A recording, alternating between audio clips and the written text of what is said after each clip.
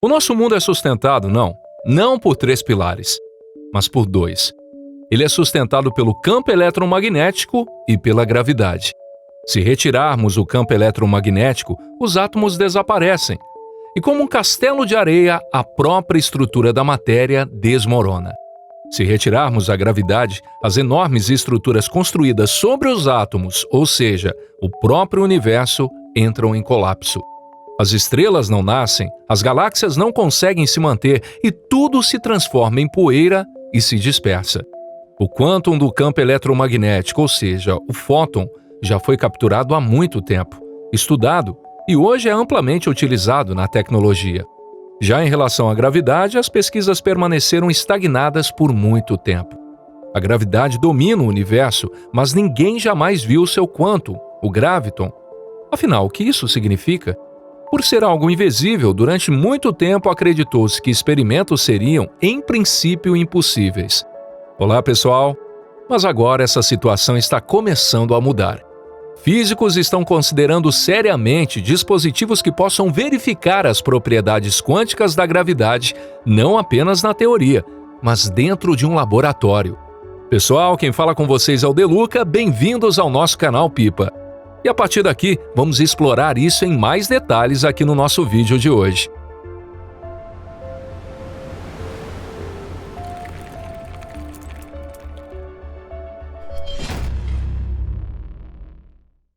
Por que não conseguimos vê-lo? 10 elevado a 42 razões. De fato, ao longo de muito tempo, investigamos o campo eletromagnético de forma extremamente detalhada. O campo eletromagnético possui um quantum conhecido como fóton. Nós o detectamos, contamos, controlamos e construímos tecnologias inteiras com base nele. Pensando de forma lógica, se a gravidade também é um campo, então ela também deve possuir um quantum. Esse quantum recebeu o nome de graviton. Se ele realmente existir, o fóton deixará de ocupar uma posição única e absoluta. Até o momento, apenas o fóton se move à velocidade da luz e não possui massa de repouso. O graviton também deve apresentar as mesmas características. Ou seja, uma partícula sem massa de repouso responsável por carregar a gravidade.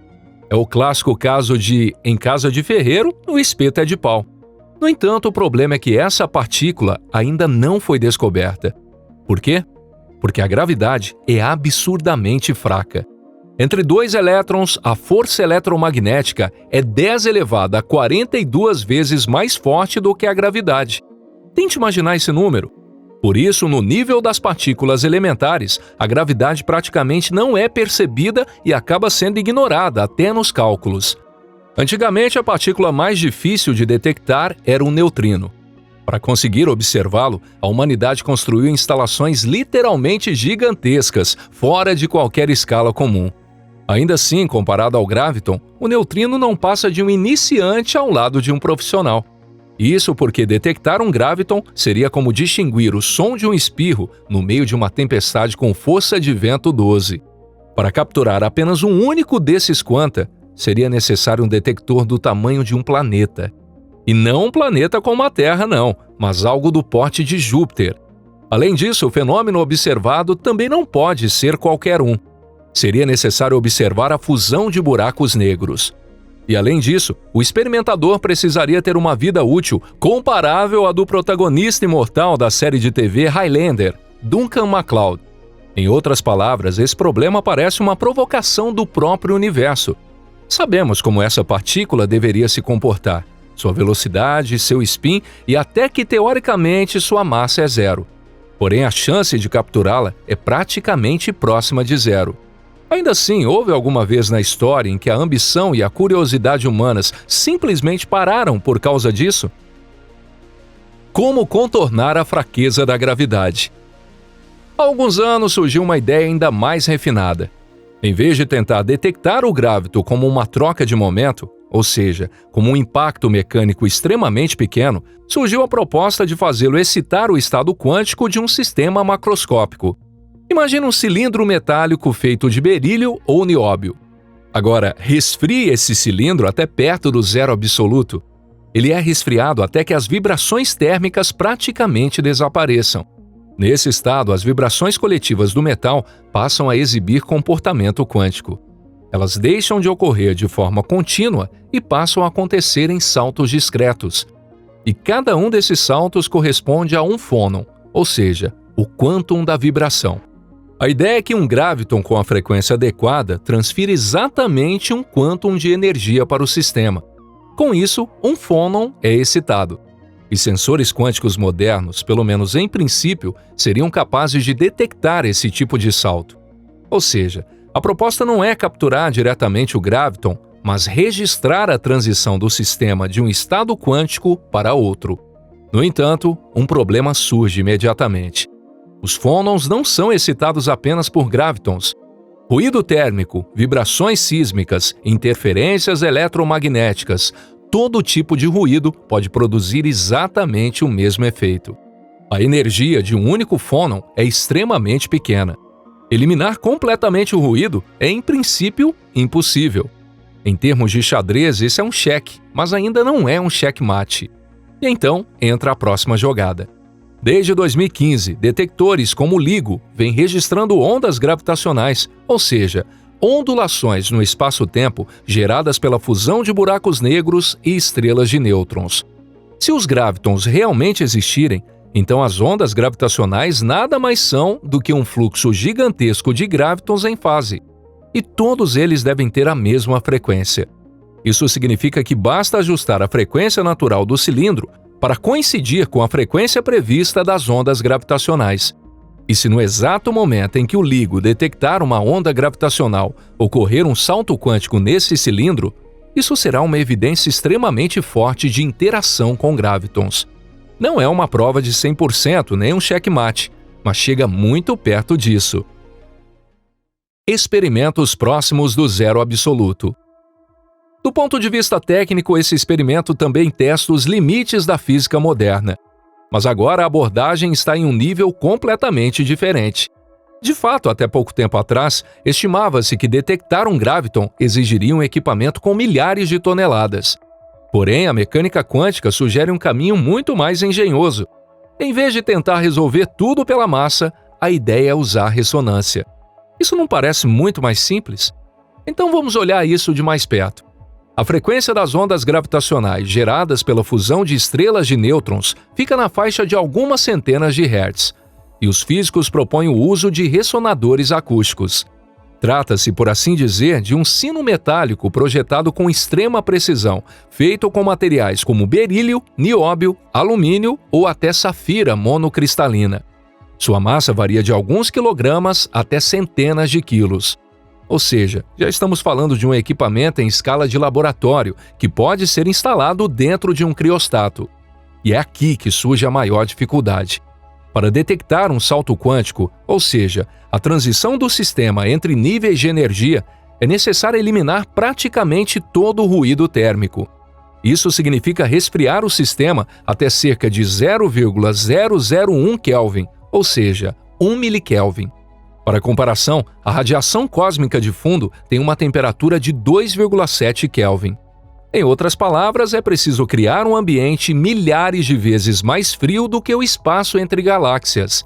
Criostatos comerciais atuais conseguem chegar a 0,01 Kelvin, mas ainda assim isso é 10 vezes mais quente do que o necessário. Tudo bem, vamos supor que em condições de laboratório seja possível alcançar essa temperatura. Ainda assim, isso é apenas a ponta do iceberg do problema. A maior dificuldade é que ninguém sabe quando uma onda gravitacional vai chegar. Pode ser amanhã, daqui a um ano ou até mesmo daqui a 10 anos. E durante todo esse tempo, será preciso manter um equipamento de centenas de quilogramas a 0,001 Kelvin em um estado quântico estável e sob monitoramento contínuo. E além disso, a própria medição não pode destruir o estado quântico. Luz em vez de cilindro. Existe ainda outra alternativa. Trata-se da chamada barra de Weber ótica. Essa ideia clássica é tão antiga quanto as múmias egípcias expostas em museus de Londres. Um grande cilindro metálico deveria vibrar quando uma onda gravitacional atravessasse a Terra. Quando a onda gravitacional estica e comprime o espaço, ainda que de forma mínima, o cilindro sofre um impacto extremamente pequeno. Agora, imagine substituir o metal pela luz. O princípio funciona assim. Utiliza-se um interferômetro. Em conceito, ele é semelhante ao LIGO, mas o objetivo é diferente. O LIGO detecta diretamente a mudança no comprimento dos braços do interferômetro no momento em que a onda gravitacional passa, o que aparece como uma alteração no padrão de interferência. Já a barra de Weber ótica tenta capturar essas ondulações temporárias e extrair energia real da onda gravitacional, mesmo que seja uma quantidade mínima. E então registrar essa energia na própria luz, deixando um vestígio. Ainda assim, mesmo que uma troca de energia entre o campo gravitacional e o campo eletromagnético seja observada, isso por si só não prova rigorosamente a existência do graviton. Isso porque até um campo gravitacional clássico pode transportar energia. Então, e se prepararmos a luz em um estado altamente não clássico ou com propriedades estatísticas muito especiais? Por exemplo, luz comprimida, em que a incerteza na amplitude é grande e a da fase é pequena. Ou o contrário. Ou então, luz em estado de Fock, em que o número de fótons é fixo. Com esse tipo de luz, passam a existir restrições muito rigorosas. Pela conservação de energia, o estado quântico da luz se liga diretamente ao estado energético do campo gravitacional. Nesse caso, surge a possibilidade real de verificar a natureza quântica da gravidade. Ondas clássicas não conseguem se entrelaçar quanticamente com o detector, mas campos quânticos conseguem. E é justamente a detecção dessas correlações quânticas especiais que pode servir como a prova decisiva. Conseguimos capturar? Não é tão simples assim.